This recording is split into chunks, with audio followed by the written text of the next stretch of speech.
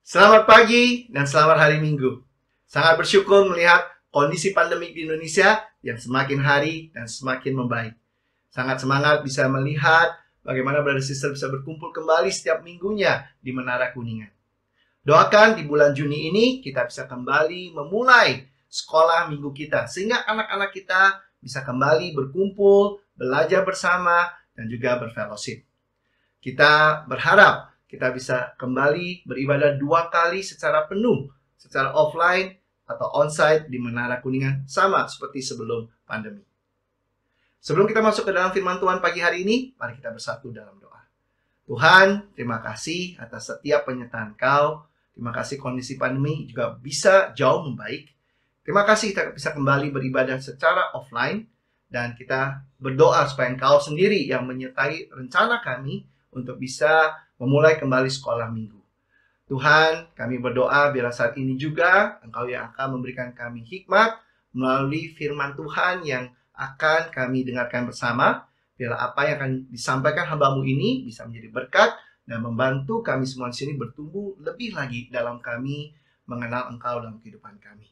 Terima kasih ya Tuhan, kami serahkan waktu ini dalam tangan Kau. Hanya dalam nama Yesus kami telah berdoa dan mengucap syukur. Amin. Sama seperti kita sudah ketahui bersama, tema bulan ini adalah Greater Wisdom atau hikmat yang lebih besar, yang diambil dari buku 1 Raja-Raja pasal yang keempat di ayat ke-29 dan ke-30. Dan Allah memberikan kepada Salomo hikmat dan pengertian yang amat besar, serta akal yang luas seperti dataran pasir di tepi laut. Sehingga hikmat Salomo melebihi hikmat segala Bani Timur dan melebihi segala hikmat daripada orang Mesir. Kita belajar dari saudara kita Frankie di minggu pertama tentang bagaimana kita adalah penata layar, seorang steward, pengelola, manajer yang dipercayakan Tuhan, dan bagaimana kita perlu mengelola apa yang menjadi milik Tuhan dengan bijaksana. Di minggu kedua, kita belajar dari saudara kita Andre tentang perbedaan hikmat yang dari Tuhan dan hikmat yang dari manusia. Dan bagaimana perbedaan itu mempengaruhi cara kita hidup. Jika kita mempunyai hikmat dari Allah, kita akan fokus kepada bagaimana hidup kita menjadi impact dan kita bisa menyenangkan Tuhan kita. Tapi kalau kita punya hikmat dari diri kita sendiri atau dari dunia, kita fokusnya adalah diri kita sendiri. Minggu yang lalu kita belajar dari saudara kita Alex untuk bagaimana kita perlu menggunakan firman Tuhan sebagai sumber daripada hikmat kita. Hari ini saya mau mengajak untuk kita bersama-sama belajar hikmat dari Raja Salomo sekali lagi. Kita akan belajar dari sebuah buku atau kitab yang dipercaya sebagai buku yang ditulis oleh Raja Salomo sendiri, atau salah satu daripada keturunan Raja Daud, yaitu buku Pengkhotbah.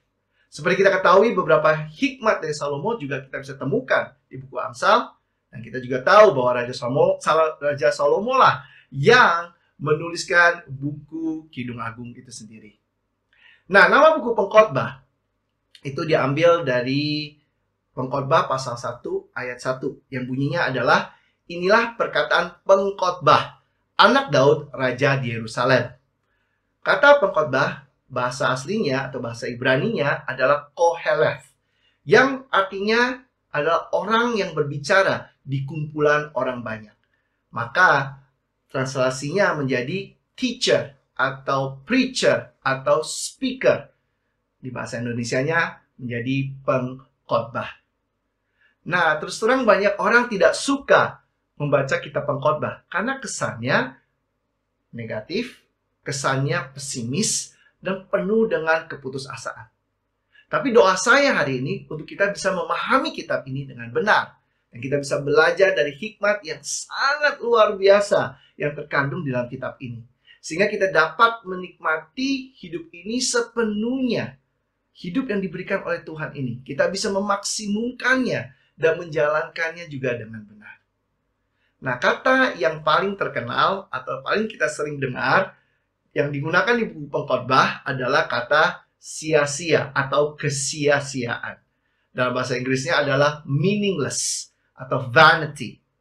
Nah, kata ini muncul bahkan 37 kali hanya di dalam 12 pasal saja. Tidak heran, makanya buku ini kesannya menjadi negatif, pesimis, dan penuh dengan keputusasaan. Tapi sebenarnya kata yang dipakai untuk kesia-siaan atau meaningless ini, bahasa aslinya atau dalam bahasa Ibrani-nya adalah hevel, yang artinya adalah uap, asap, atau nafas. Ini untuk menggambarkan sesuatu yang tidak bertahan lama sebenarnya. Sesuatu yang hanya sementara. Sesuatu yang kelihatan sebentar dan akan lenyap. Seperti uap dan asap itu sendiri. Sesuatu yang terlihat, tapi kita nggak bisa pegang atau bahkan kita bisa simpan. Itu adalah arti sebenarnya dari kata hevel itu sendiri. Nah, yang menarik, sebenarnya ada satu kata lain yang dipakai 2 kali lebih banyak daripada kata hevel ini sendiri, yaitu kata tov, ya, yang artinya adalah good, pleasant, atau baik. Kata ini di dalam 12 pasal buku Pengkhotbah dipakai 81 kali. Sang pengkhotbah sebenarnya sangat mau kita di sini mengerti dan mempunyai hikmat bagaimana kita bisa menjalani hidup kita yang sementara ini. Hidup kita yang sebentar kemudian akan lenyap ini. Hidup yang tidak bisa dipegang dan penuh dengan tidak kepastian ini. Jika kita memiliki pengharapan dan pandangan yang salah, kita akan melakukan banyak kesalahan dan mengalami banyak kekecewaan di dalam kehidupan ini. Tetapi jika pandangan kita benar, pengharapan kita benar, ada banyak hal baik sebenarnya yang kita bisa nikmati dari apa yang sementara dan tidak pasti di dalam kehidupan ini. Saya percaya dalam kehidupan kita ini kita punya banyak pertanyaan. Banyak pertanyaan kita itu tidak ada jawabannya. Contoh, mengapa sesudah kita bekerja keras, tapi hasil yang kita dapatkan tidak seperti yang kita mau? Mengapa kok dia hidupnya kacau, tapi sepertinya diberkati dan berhasil? Mengapa dia hidupnya begitu sehat, tapi usianya tidak panjang? Mengapa waktu saya berusaha hidup benar, tapi usaha-usaha yang saya jalankan malah gagal? Mengapa ketika saya banyak berbuat baik, tapi saya malah menderita penyakit kritis seperti ini? Buat apa saya memberi banyak hari ini, tapi hasilnya saya malah disakiti banyak orang? Mengapa saya punya semua yang saya mau, tetapi kok serasa kosong dan saya tidak happy? Mengapa saya tetap tidak punya pasangan hidup, padahal saya sudah sangat mengasihi Tuhan? Mengapa saya harus ditinggalkan pasangan saya, padahal saya memberikan hidup saya untuk melayani Tuhan? Saya percaya kita punya banyak pertanyaan akan misteri-misteri dalam kehidupan kita. Dan hari ini saya berharap dengan kita mengerti buku Pengkhotbah, kita bisa menerima dan menghargai apapun yang terjadi di dalam kehidupan kita. Buku Pengkhotbah membantu kita melihat realita daripada kehidupan. Tidak semua berjalan seperti yang kita ingini, atau kita pikirkan, atau kita harapkan. Kehidupan tidak selalu seperti ilmu pasti. 1 tambah 1 tidak selalu menghasilkan 2 di dalam kehidupan kita. Tidak heran banyak orang jadi mempertanyakan Tuhan di dalam kehidupan mereka. Dan tidak sedikit yang menjadi bahkan pahit terhadap Tuhan. Tapi saya yakin jika kita memahami hikmat yang kita bisa dapatkan dalam kitab Pengkhotbah, kita bisa punya pandangan yang benar tentang hidup ini, dan akan ada banyak hal baik yang tetap kita bisa nikmati dari hal-hal yang kita tidak mungkin punya jawabannya selama kita hidup ini. Jadi apa yang diperlukan? Apa yang kita bisa belajar? Apa yang bisa membantu kita hari ini? Mari kita belajar dari kitab yang sangat luar biasa ini. Mari kita mulai di buku Pengkhotbah pasal yang pertama. Inilah perkataan pengkhotbah, anak Daud, raja di Yerusalem. Kesia-siaan belaka, kata pengkhotbah. Kesia-siaan belaka. Segala sesuatu adalah sia-sia. apakah gunanya manusia berusaha dengan jerih payah di bawah matahari? Kita bisa merasakan hanya dari 3 ayat pertama saja di sini, keputusasaan dan rasa pesimis dari sang pengkhotbah. Kata havel atau sia-sia ini digunakan sampai 4 kali hanya di ayat yang kedua. Dia frustrasi dan bingung bahwa segala usaha dan jerih payahnya tidak memberikan dia apa yang dia mau. Dia kecewa karena pengharapannya tidak tercapai. Mungkin perasaan putus asa dan negatif seperti ini pun pernah atau bahkan sedang kita rasakan juga. Kita lanjutkan di ayat ke-8. Segala sesuatu yang menjemukan sehingga tak terkatakan oleh manusia. Mata tidak kenyang melihat, telinga tidak puas mendengar. Apa yang pernah ada akan ada lagi, dan apa yang pernah dibuat akan dibuat lagi. Tak ada sesuatu yang baru di bawah matahari.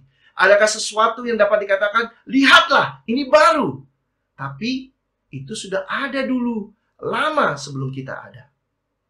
Kita bisa merasakan ketidakpuasan daripada sang pengkhotbah. Dia berusaha mencari atau melakukan sesuatu yang baru untuk memuaskan dirinya. Tapi gagal dan gagal lagi. Mari kita lihat beberapa hal yang dia coba untuk capai atau dia coba lakukan untuk bisa mendapatkan kepuasan. Hal yang pertama, dia coba untuk mendapatkan yang namanya wisdom, pengetahuan, hikmat.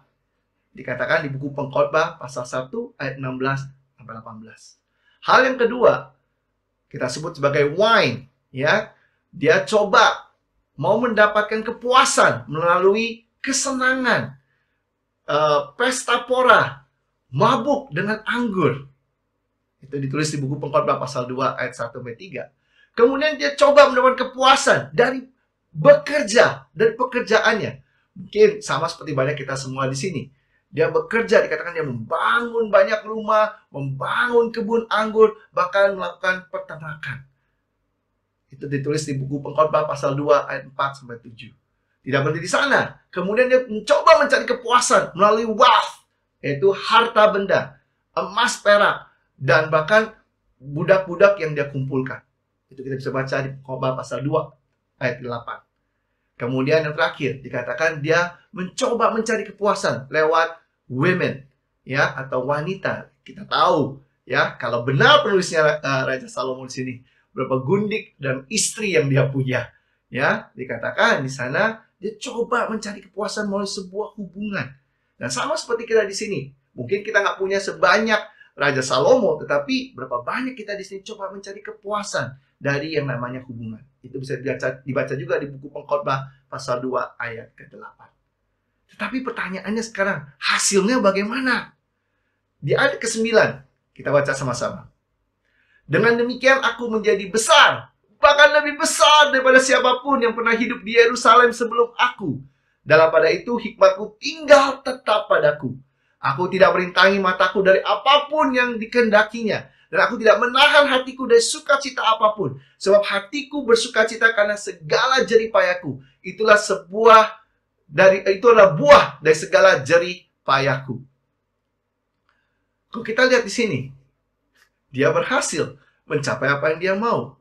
Ya, bahkan sangat luar biasa pencapaiannya. Tapi sekarang kita lihat lagi bagaimana perasaan dia setelah dia lakukan semua itu dan mencapai semua itu. Di ayat ke-11-nya. Ketika aku meneliti segala pekerjaan yang telah dilakukan tanganku dan segala usaha yang telah kulakukan untuk itu dengan jerih payah, lihatlah, segala sesuatu adalah kesia-siaan dan usaha menjaring angin. Memang tak ada keuntungan di bawah matahari. Kita bisa lihat, dia tetap merasa tidak puas. Mengapa ya? Masih merasa apa yang dia capai adalah sebuah kesia-siaan. Mengapa ya? Buat dia dengan segala yang dia sudah lakukan seperti masih menjaring angin. Mengapa dia masih tidak bisa menikmati dan merasakan kepuasan yang dia mau? Mari kita lihat jawabannya di ayat ke-18, pasal yang kelima sekarang. Lihatlah, apa yang kuanggap baik dan tepat ialah kalau orang makan dan minum dan bersenang-senang dalam segala usaha yang dilakukan dengan jerih payah di bawah matahari selama hidup yang pendek yang dikaruniakan Allah kepadanya, sebab itulah bahagianya. Setiap orang yang dikaruniai Allah kekayaan dan harta benda dan kuasa untuk menikmatinya, untuk menerima bahagiannya, dan untuk bersuka cita dalam jerih payahnya, juga itu pun karunia Allah. Sang pengkhotbah dikatakan akhirnya bisa menikmati hasil jerih payahnya karena dia sadar bahwa itu semua adalah karunia Tuhan, pemberian Tuhan. Dia bisa melihat hidupnya adalah pemberian Tuhan. Bahkan kuasa untuk menikmati apa yang dia punya adalah pemberian daripada Tuhan. Apa yang bisa buat kita hari ini menikmati apa yang Tuhan sudah berikan buat hidup kita? Bukan seberapa banyak yang kita miliki. Bukan seberapa besar usaha yang kita sudah lakukan. Bukan seberapa lama atau panjangnya hidup kita. Tetapi hari ini yang buat kita bisa menikmati, merasa puas adalah kalau kita di sini bisa merasa cukup atau content dan menghargai apa yang kita punya dan miliki. Seberapa kita bisa bersyukur akan apa yang kita sudah dapatkan dari Tuhan. Kita di sini perlu memiliki yang namanya contentment atau rasa cukup. Karena hanya itulah yang membuat kita hari ini bisa menikmati, merasa puas dengan apa yang sudah kita terima. Apa sih sebenarnya yang sering membuat kita frustrasi akan hidup ini? Karena kita sering menilai hidup dari apa yang kita miliki dan kita capai. Bahayanya, jika manusia tidak punya rasa cukup atau contentment, mereka tidak bisa pernah akan merasa puas dan selalu mau lebih. Bagaimana dengan kita hari ini? Bukan berarti kita tidak boleh loh punya lebih atau mencapai lebih tinggi. Tetapi pertanyaannya, Bapak Ibu Saudari yang saya kasihi, apakah kita di sini punya rasa cukup? Apakah kita di sini bisa menghargai apa yang kita punya dan kita capai? Apakah kita di sini bersyukur melihat apa yang sudah Tuhan berikan? Dan apa kita di sini bisa menikmati apa yang sudah kita miliki? Saya sangat setuju apa yang dikatakan oleh Rabbi Himan Shakto. Dia katakan, happiness is not having what we want, but wanting what we have. Kebahagiaan bukanlah mendapatkan apa yang kita ingini, tapi mengingini apa yang kita sudah dapat. Berapa sering hari ini kita berpikir kita akan happy, kita akan senang, kita akan puas waktu kita mendapatkan sesuatu. Tapi pada saat kita dapatkan hal tersebut, kita berasa biasa-biasa saja. Kita bahkan tidak merasa puas. Malah seringnya kita kecewa. Apalagi kita ketika melihat, wah ada orang yang punya lebih. Ada orang yang bisa lebih. Dan kita pengen untuk menjadi seperti mereka. Hari ini, saya mengajak Bapak Ibu Saudari yang saya kasih, coba lihat apa yang kita sudah miliki. Hargai apa yang kita sudah miliki. Nikmati apa yang kita sudah miliki. Hitung berkat-berkat yang kita sudah punya. Syukuri apa yang kita sudah dapatkan. Hidup ini akan terasa berbeda jika kita mempunyai rasa cukup atau contentment di dalam kehidupan kita. Bukan sekali lagi tentang seberapa banyak kita miliki, seberapa banyak kita capai, bukan tentang seberapa panjang umur kita, tapi bisa nggak kita hari ini menghargai apa yang sudah kita miliki. Karena kita tahu itu adalah pemberian daripada Tuhan untuk kita. Mari kita lihat hal kedua yang kita bisa belajar. Di Pengkhotbah pasal 5 ayat yang ke-10. Siapa mencintai uang tidak akan puas dengan uang. Dan siapa mencintai kekayaan tidak akan puas dengan penghasilannya. Ini pun sia-sia. Dengan bertambahnya harta, bertambah pula orang-orang yang menghabiskannya. Dan apakah keuntungan pemiliknya selain daripada melihatnya? Enak tidurnya orang yang bekerja, baik ia makan sedikit ataupun banyak. Tetapi kekenyangan orang kaya sekali-kali tidak membiarkan dia tidur. Di ayat berikutnya, ada kemalangan yang menyedihkan kulihat di bawah matahari. Kekayaan yang disimpan oleh pemiliknya menjadi kecelakaan sendiri. Dan kekayaan itu binasa oleh kemalangan, sehingga tak ada sesuatu pun padanya untuk anaknya. Sebagaimana ia keluar dari kandungan ibunya, demikian juga ia akan pergi, telanjang seperti ketika ia datang, dan tak diperolehnya dari jeripayanya sesuatu pun yang dapat dibawa dalam tangannya. Ayat 16. Ini pun kemalangan yang menyedihkan. Sebagaimana ia datang, demikian pula ia akan pergi. Dan apakah keuntungan orang tadi yang telah berlelah-lelah menjaring angin? Malah sepanjang umurnya ia berada dalam kegelapan dan kesedihan, mengalami banyak kesusahan, penderitaan, dan kekesalan. Sang pengkhotbah sadar bahwa punya harta banyak belum tentu bisa tidur enak. Punya harta banyak belum tentu bisa hidup enak. Bahkan harta yang dia kumpulkan dan simpan dikatakan bisa mencelakakan dirinya sendiri. Berapa sering hari ini kita melihat karena uang, karena harta yang disimpan, keluarga menjadi pecah belah. Ya, hanya memperebutkan harta tersebut. Berapa sering kita lihat karena uang, hari ini pertemanan jadi rusak. Tadinya waktu tidak punya uang, teman baik. Begitu punya banyak uang, tidak berteman lagi. Berapa banyak hari ini karena uang, anak hancur. Tadinya waktu tidak ada uang, hubungan dengan orang tua dekat. Begitu punya uang, ya, dimanjakan dengan uang. Akhirnya apa? Akhirnya malah jadi hancur. Pernikahan berantakan hanya karena uang. Tadi waktu uang susah bisa sama-sama, bisa lewati masa-masa sulit bersama. Tapi begitu punya banyak uang, mulai tergoda dengan godaan-godaan yang ada.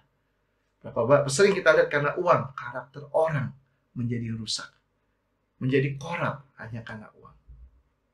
Pengkhotbah pasal 6, ayat yang pertama. Ada suatu kemalangan yang telah kulihat di bawah matahari yang sangat menekan manusia. Orang yang dikarunia Allah kekayaan, harta benda, dan kemuliaan. Sehingga ia tak kekurangan sesuatu pun yang diingininya. Tapi orang itu tidak dikaruniai kuasa oleh Allah untuk menikmatinya. Melainkan orang lain yang menikmatinya. Inilah kesia-siaan dan penderitaan yang pahit. Sang pengkhotbah sekali lagi mengingatkan bahwa kekayaan, harta benda, dan kemuliaan yang kita punya hari ini adalah sebenarnya karunia daripada Tuhan. Nah, semakin kita fokus kepada diri kita sendiri, semakin kita tidak bisa menikmati. Tapi semakin kita pertahankan, ya, semakin kita mau simpan untuk diri kita sendiri, semakin sebenarnya kita akan kehilangan. Hari ini, jika kita tidak diberikan kuasa dan kesempatan untuk menikmati oleh Tuhan, akhirnya apa? Akhirnya orang lain juga yang menikmati. Jadi apa yang kita perlu lakukan? Sekali lagi Tuhan tidak mau kita fokus kepada seberapa banyak kita punya. Tapi Tuhan mau kita fokus kepada bagaimana kita gunakan apa yang kita punya. Saya ulang sekali lagi. Tuhan tidak mau kita fokus kepada seberapa banyak kita punya. Tapi Tuhan mau kita fokus kepada bagaimana kita gunakan apa yang kita punya. Saya sangat suka ketika dia masuk pengkhotbah pasal 7 ayat pertama dikatakan, nama yang harum lebih baik daripada minyak yang mahal, dan hari kematian lebih baik daripada hari kelahiran. Pergi ke rumah duka lebih baik daripada pergi ke rumah pesta, karena di rumah dukalah kesudahan setiap manusia. Hendaklah orang yang hidup memperhatikannya. Dikatakan oleh sang pengkhotbah, nama harum lebih baik daripada minyak mahal. Di akhir hidup kita, apa yang akan diingat adalah apa yang kita telah lakukan. Apakah kita akan diingat karena keharuman nama kita, Atau kita akan diingat akan minyak mahal yang kita miliki. Atau mobil mewah yang kita miliki hari ini. Atau rumah besar yang kita miliki. Atau harta benda yang kita miliki. Keharuman nama kita sangat bergantung dengan pengaruh positif yang kita berikan ke sekeliling kita. Hari ini, bagaimana kita gunakan apa yang Tuhan sudah karuniakan buat kita? Apakah kita fokus kepada diri kita sendiri? Atau kita juga di sini berbagi, contribute kepada orang lain, memberikan impact kepada orang lain, memberikan pengaruh, membuat hidup orang sekeliling kita juga menjadi lebih baik dengan apa yang Tuhan sudah percayakan kepada diri kita. Jika kita percaya hari ini bahwa apa yang kita miliki, kekayaan kita adalah karunia Tuhan, pernahkah kita di sini hari ini bertanya kepada Tuhan, bagaimana Dia mau kita gunakan apapun yang Dia sudah percayakan kepada kita? Atau kita lebih sibuk menggunakannya sesuai dengan apa yang kita mau? Mengapa hari ini kita tidak bisa menikmati apa yang Tuhan karuniakan kepada kita? Karena kita tidak gunakan seperti apa yang Tuhan inginkan. Tuhan mau memberkati kita, selalu mau memberkati kita, supaya kita hari ini pun bisa menjadi berkat bagi yang lain. Tuhan tidak mau berkat yang diberikan buat kita itu berhenti di diri kita. Your life is not measured by how much you have, but by how many you help. Hidup Anda tidak diukur daripada berapa banyak yang Anda miliki, tapi berapa orang yang Anda bantu hari ini. Bagaimana kita gunakan apa yang Tuhan sudah percayakan pada kita hari ini? Apa kita gunakan sebagaimana yang Tuhan inginkan? Apa kita hari ini orang yang bermurah hati? Apa kita gampang tergerak hari ini jika ada kebutuhan? Sedih aja melihat hari ini ada orang-orang yang sangat royal kepada hidupnya pribadi. Kalau dia mau apa, dia sangat mudah. Tetapi sangat pelit kepada orang lain. Kita hanya bisa menikmati setiap karunia Tuhan. Baik itu talenta, harta, waktu. Jika kita gunakan semua itu untuk memberkati yang lain juga. Saya sangat bersyukur hari ini saya berada dalam satu keluarga Tuhan yang sangat generous, yang sangat memberi, sangat mau memperhatikan satu dengan yang lainnya, sangat mau terlibat di dalam membangun kerajaan Tuhan. Dan saya sangat bersyukur untuk hati daripada semua saudara di sini. Dan saya hari ini bisa melihat sukacita, melihat bagaimana kita bisa menikmati hidup yang Tuhan berikan dalam kehidupan semua saudara-saudari semua di sini. Ketika karunia itu tidak berhenti di kita, tapi kita bisa berbagi, kita bisa contribute kepada yang lain juga. Kita akan melihat sukacita yang Tuhan berikan. Luar biasa kita bisa nikmati bersama-sama di dalam kerajaannya. Bukan tentang seberapa banyak kita miliki, tapi bagaimana kita gunakan apa yang kita miliki. Karena kita tahu semua yang kita miliki hari ini adalah karunia daripada Tuhan. Yang terakhir, apa yang kita bisa belajar untuk menghadapi hidup kita yang tidak jelas ini? Ya, kita perlu senantiasa buat kesimpulan atau conclusion yang benar. Ada beberapa kesimpulan yang penting yang kita perlu punya di dalam kehidupan kita. Yang pertama, waktu Tuhan adalah terbaik dan yang terindah. Waktu Tuhan adalah yang terbaik dan terindah. Di Pengkhotbah pasal 3 ayat pertama dikatakan untuk segala sesuatu ada masanya, untuk apapun di bawah langit ada waktunya. Tuhan sudah mengatur segala sesuatu ada masanya dan segala sesuatu itu indah pada waktunya. Dikatakan di ayat yang ke-11. Banyak orang hari ini menjadi kecewa akan hidup karena merasa tidak menerima atau menggunakan masa yang Tuhan berikan kepada mereka dengan baik. Ya, jadi contohnya seperti ini. Ada waktu untuk memeluk. Ya, kita harusnya gunakan waktu itu untuk mengambil waktu dengan orang yang kita kasihi. Tetapi kita nggak gunakan. Tapi ketika waktu sudah tidak bisa memeluk, waktu harus berpisah, kita baru nyesel. Nah, itu yang sering terjadi. Padahal Tuhan sudah atur bahwa segala sesuatu ada waktunya. Cuma kita nggak gunakan waktunya. Ada istri kita, suami kita, anak-anak kita, orang tua kita pada masa seperti ini. Ya, ada, tapi kita tidak berikan waktu. Banyak orang sedihnya sesudahnya. Itu sudah terlambat. Itu membuat hidup ini ya jadi penuh dengan hal-hal yang menyedihkan. Padahal kita bisa membangun banyak momen-momen yang menyenangkan. Ada waktu untuk menanam dikatakan.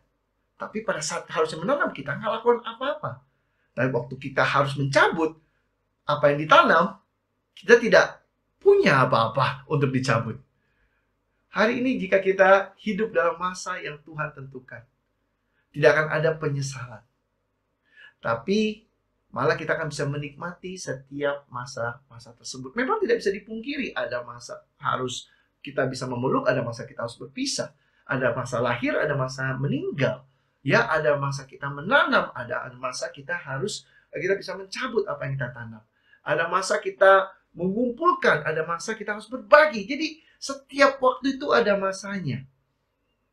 Tapi kita gunakan nggak sesuai dengan masanya Tuhan? Mari kita gunakan setiap kesempatan yang Tuhan berikan. Jangan kita sia-siakan. Jadi, konklusi pertama, kita harus percaya bahwa waktu Tuhan adalah waktu yang terbaik. Waktu yang Dia tentukan adalah waktu yang paling indah bagi kita. Yang kedua, konklusi yang harus kita punya, simpulan kita harus punya adalah waktu Tuhan adalah kekal.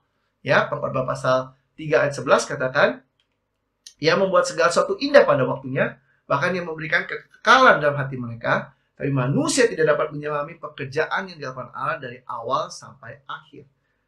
Kalau kita meninjau hidup kita hanya dari sudut pandang dunia ini, kita juga akan kecewa. Kalau kita hanya meninjau hidup kita dari sudut pandang yang sementara, kita pasti akan kecewa.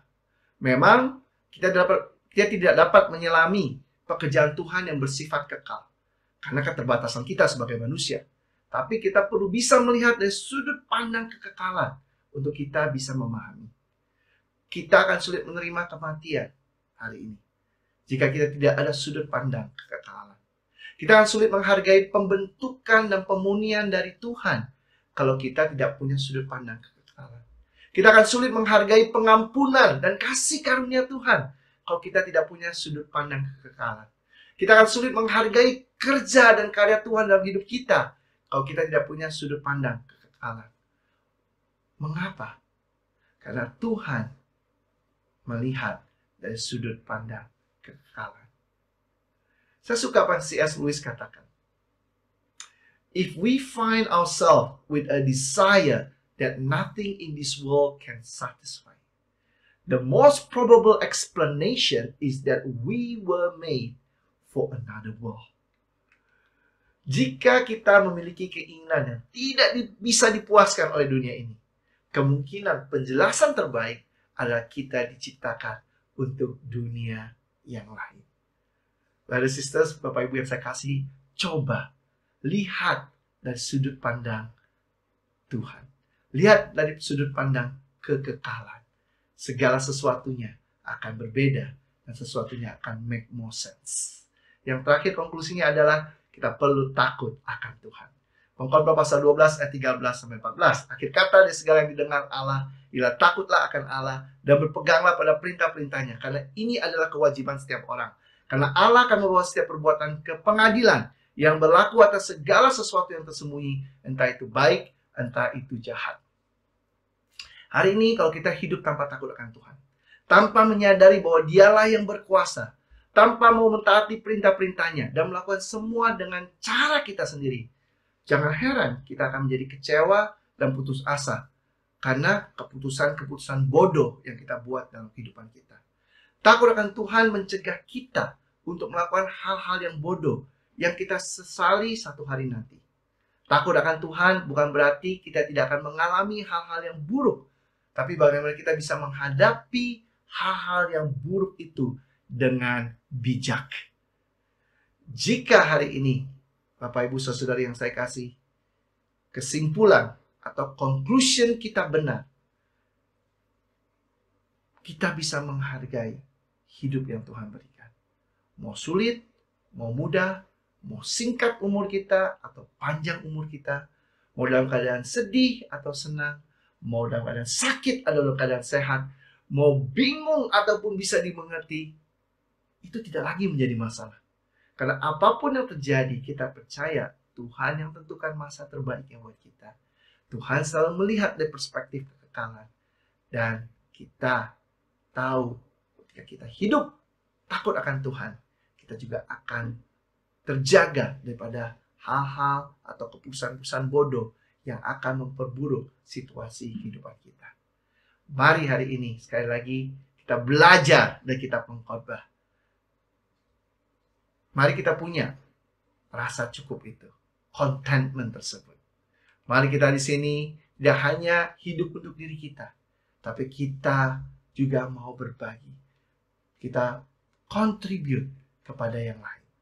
Yang terakhir, mari kita buat kesimpulan atau conclusion yang benar tentang hidup ini, sehingga kita tidak menyia-nyiakan hidup luar biasa yang Tuhan sudah berikan buat kita semua di sini. Mari kita bersatu dalam doa. Tuhan, terima kasih. Dalam buku Pengkhotbah, kami bisa mengerti hidup lebih baik lagi, Tuhan. Kadang-kadang ada banyak pertanyaan, ada banyak misteri, ada banyak hal yang tidak bisa dijawab, Tuhan. Tetapi hari ini kami bersyukur, kami bisa diajarkan, kami bisa mendapat hikmat dari buku Pengkhotbah. Bagaimana kami bisa menghadapi itu semua. Bantu kami punya rasa cukup. Bantu kami di sini tidak hanya hidup untuk diri kami, tapi kami bisa berbagi kepada yang lain. Bantu kami di sini, Tuhan, hidup dengan kesimpulan, dengan konklusi, cara pandang yang benar atas setiap hal yang boleh terjadi dalam kehidupan kami, Tuhan. Karena kami tahu itu akan buat kami di sini bisa menikmati hidup kami seperti apa yang Engkau rancangkan bagi kami semua di sini. Terima kasih Tuhan untuk semua kebaikan dan kemurahan Engkau. Hanya dalam nama Yesus kami telah berdoa dan mengucap syukur. Amin. Tuhan Yesus memberkati.